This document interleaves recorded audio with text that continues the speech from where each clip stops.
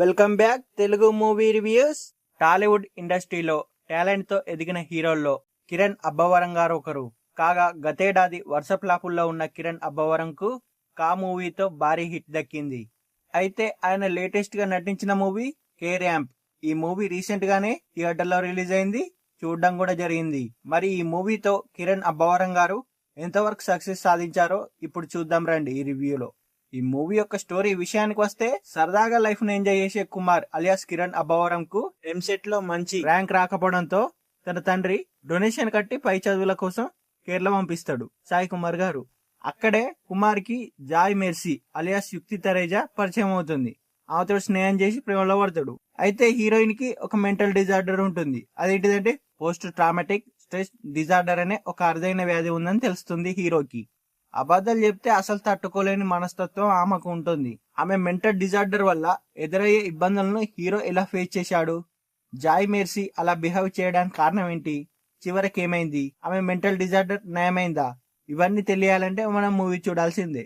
ఈ మూవీ ఎలా ఉంది అంటే, ఈ మూవీ ప్రమోషన్ లో చెప్పినట్టుగానే ఇది కామెడీతో కూడిన కమర్షియల్ మాస్ ఎంటర్టైనర్. ఇలాంటి సినిమాలో లాజిక్స్ గురించి వెతకద్దు, స్టోరీలో కొత్తదనం ట్విస్ట్లు కూడా పెద్దగా ఆశించద్దు. ఊర మాస్ కామెడీ సీన్లలో ఫన్ జనరేట్ చేస్తే చాలు, ఆడియన్స్ ఎంటర్టైన్ అవుతారు. అయితే ఈ మూవీ యొక్క డైరెక్టర్ కూడా అదే పని చేశాడు. స్టోరీపై దృష్టి పెట్టకుండా కిరణ్ అబ్బవరం బాడీ లాంగ్వేజ్ కి తగ్గట్లు సీన్లను పేర్చుకుంటూ వెళ్లిపోయాడు. అవి హిలేరియస్ గా అనిపించాయి. మొదట్లోనే హీరో క్యారెక్టరైజేషన్ ను నేపథ్యాన్ని వివరిస్తూ స్టోరీ స్టార్ట్ అవుతుంది. ఇక Kiran Abbavaram entry scene theatre లో ఈలలు వేయిస్తుంది. రాజశేఖర్ సినిమా పాటలకు ఆయన వేసే స్టెప్పులు ఆకట్టుకుంటాయి. ఆ తర్వాత స్టోరీ అంతా రొటీన్ గానే సాగుతుంది. కుమార్ కేరళకు వెళ్లడం, మెర్సీని చూసి ప్రేమలో పడడం, ఆమె కోసం చేసే పనులు ఇవన్నీ రెగ్యులర్ సినిమాల్లో చూసినట్టుగానే ఉంటాయి. అయితే కొన్ని ఊరమాస్ సన్నివేశాలు మినహా ఫస్ట్ హాఫ్ అంతా రొటీన్ గానే అనిపిస్తుంది. అయితే ఇంటర్వెల్ ట్విస్ట్ అదిరిపోవడంతో పాటు సెకండ్ హాఫ్ పై ఆసక్తిని పెంచుతుంది. ఇక సెకండ్ హాఫ్ మొత్తం హీరోయిన్ ఉన్న ఆరోగ్య సమస్యతో హీరో ఎలా ఇబ్బందికి గురయ్యాడనేది చూపించారు. అయితే ఈ క్రమంలోనే వచ్చే సీన్లు మాత్రం నవ్వులు పూయిస్తాయి. ముఖ్యంగా వెన్నెల కిషోర్ గారి పాత్ర ఎంట్రీ తర్వాత ఫండోస్ ఇంకాస్త పెరుగుతుంది.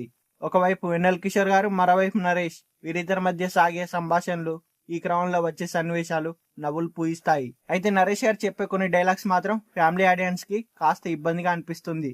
లాజిక్స్, కొత్తదనం ఆశించకుండా థియేటర్స్ కి వెళ్తే హాయిగా నవ్వుకోవచ్చు. ఈ మూవీకి కిరణ్ అబ్బవరం గారు వన్ మ్యాన్ షో అని చెప్పొచ్చు. యాక్షన్ ఫన్ తో పాటు ఎమోషనల్ సీన్లలో అదరగొట్టేశారు. ఆయన కామెడీ టైమింగ్ కూడా సినిమా ప్లస్ అయిందని చెప్పవచ్చు. అరుదైన వ్యాధి ఉన్న మెర్సీ పాత్రలో యుక్తి తరేజా ఒదిగిపోయింది. ఫస్ట్ హాఫ్ లో మాత్రం ఆ పాత్రకు పెద్దగా స్కోప్ లేదు. సెకండ్ హాఫ్ లో మాత్రం తనదైన నటనతో ఆకట్టుకుంది. ఇక వెన్నెల కిషోర్ గారు కనిపించే కాసేపైనా ఆ ఎపిసోడ్ అదిరిపోయింది. ఓవరాల్ గా చెప్పాలంటే ఈ మూవీని ఫ్యామిలీతో చూడలేము, ఇబ్బందిగా ఫీల్ అవుతాం. మూవీ మాత్రం వన్ టైం వాచబుల్, చూసేయచ్చు.